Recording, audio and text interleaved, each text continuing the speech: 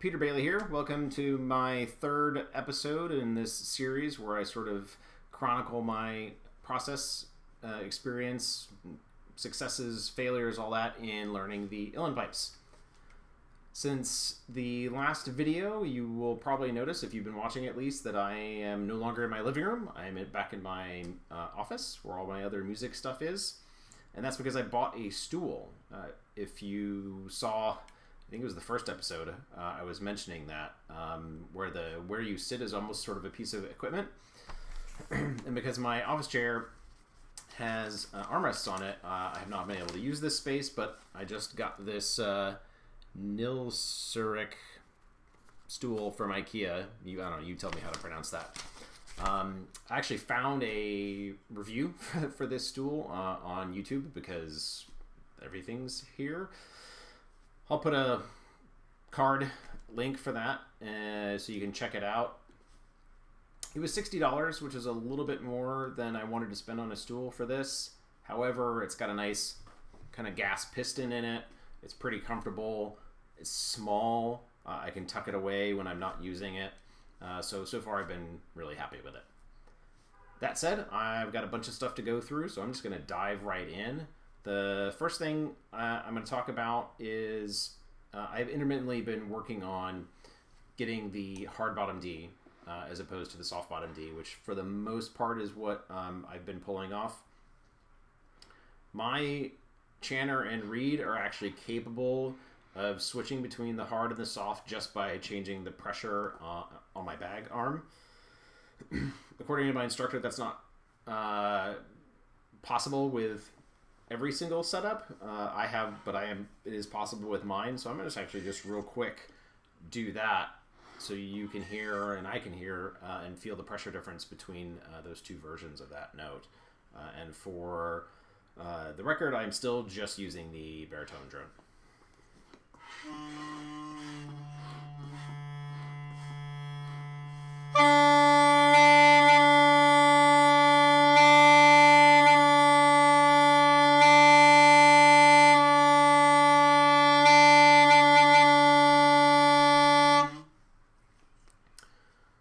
It's a little touchy. I'm still trying to get used to that. Sometimes when I go for the hard bottom D, I over squeeze and definitely get some squawks changing notes going up into an E or an F or something like that. Sometimes I let off too much and it slips down into that soft bottom D. But for the rest of the playing I do today, I'm going to attempt hard bottom Ds for all of it. We'll see how that goes. Okay, next thing. Essentially the next lesson, the next sort of discrete skill I've been taking a look at is short and long rolls. They are a way to sort of double or triple notes, at least from what I'm seeing so far. If you come from a Highland piping context or background like I do, these are not doublings or triplings like a hornpipe shake. That's not what we're talking about here. These are a way to sort of split up a quarter note or a dotted quarter note into eighth notes. So for a short roll is on a quarter note where you're splitting it up with a tap, right, closing off the channer.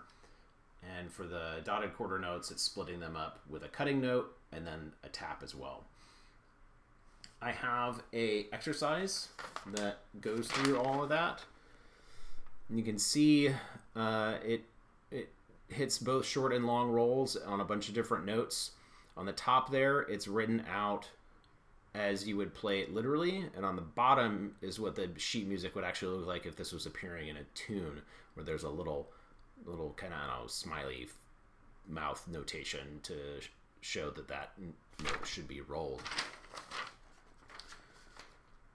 If you know the name of that little doohickey, leave a comment. But I'm going to go ahead and run through this. The way that I've been approaching this is I've been playing from the top line, the top half, right, where it's written all out, nice and slow, and then I worked the speed up.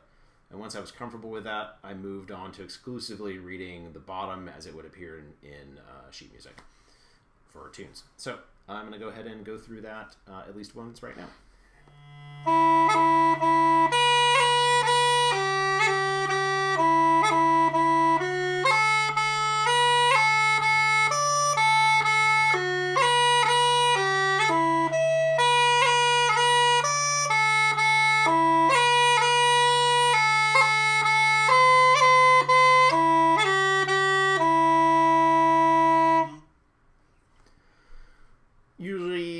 do that 2 or 3 times per practice session. It's a good warm up.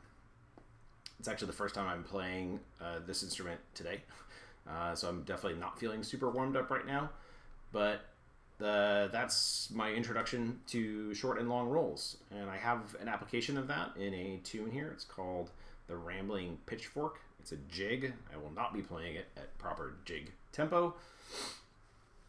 I'll show you here. You can see it's got those markings on those notes there where the triplings are supposed to be. So I'll give this a go. The second part, the B part of this tune, has for what is for me right now some pretty tricky top hand stuff. It goes all the way up to a high A from a F. I have to be very careful about making that note transition, otherwise I get something that's neither a high A or a low A. But here we go.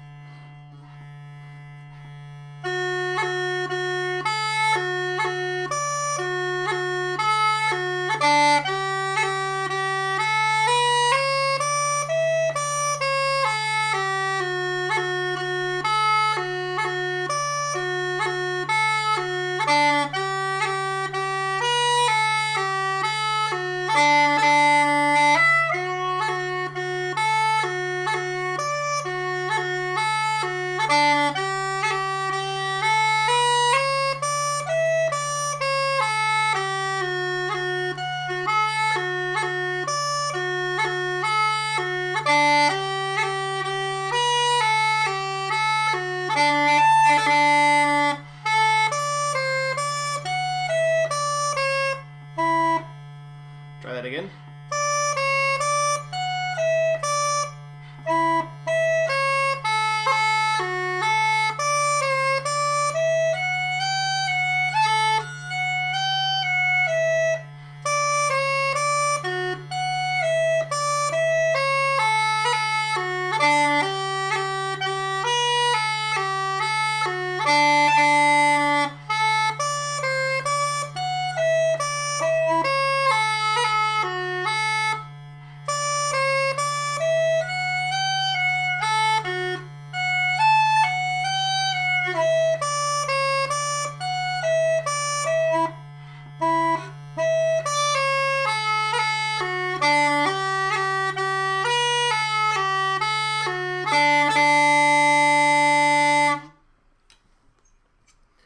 Not too bad. This is the newest lesson, the newest thing I'm working on, so it's still pretty rough around the edges. I'm not ever really going any faster than that right now. Okay, so let's see. I got my notes here. The last thing I want to take a look at is I'm going to revisit something that I've done before. This is the jig from, I think, the previous video. Yeah, from episode 2, Maggie in the Woods. In addition to feeling a little bit more comfortable with the tune, getting to the top hand, or the second octave, excuse me. It's actually all in the bottom hand, but in the second octave, a little bit more comfortable with that than on the previous time. And I'm going to sneak in a sneak peek, if you will, of another discrete skill that I've been just started taking a look at, which is staccato triplets that will show up in the A part of the tune. So here we go.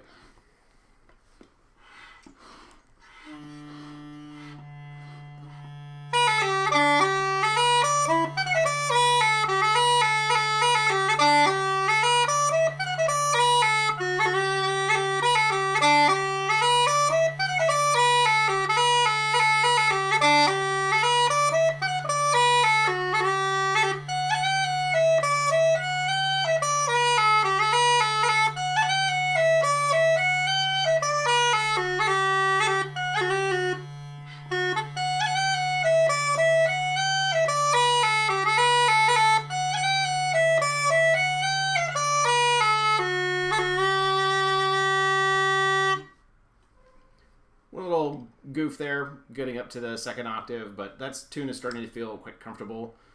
Some of the discrete things that are going on there.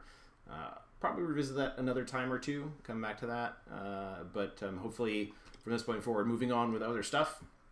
Obviously, I'm still quite early in my learning experience, so things feel like they're moving fast. That being said, I'm about to go on a long 2-week trip, and I will not be putting out another one of these for at least a month because of that. But if you're watching along or learning along with me or learning your own instrument or something else, best of luck with that.